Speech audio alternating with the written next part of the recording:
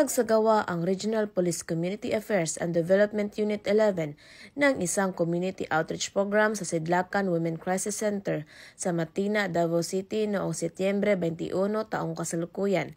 Katuwang ang Sangguniang Masang Pilipino International Incorporated Davao City Chapter.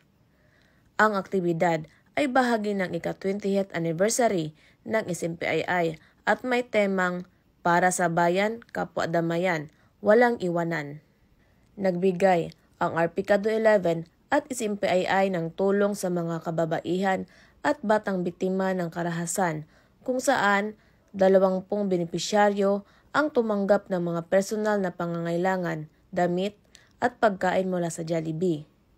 Ipinamahagi rin ang iba pang mga gamit na makakatulong sa kanilang pang-araw-araw na buhay.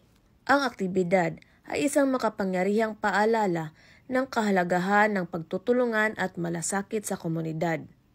Pinatunayan ng Arpicado 11 at SMPII na ang tunay na serbisyo sa publiko ay hindi lamang nakabase sa pag-aalaga sa kaligtasan at kaayusan, kundi sa pagpapakita ng pagkalinga sa mga nangangailangan upang sama-sama nating mapabuti ang buhay ng bawat isa.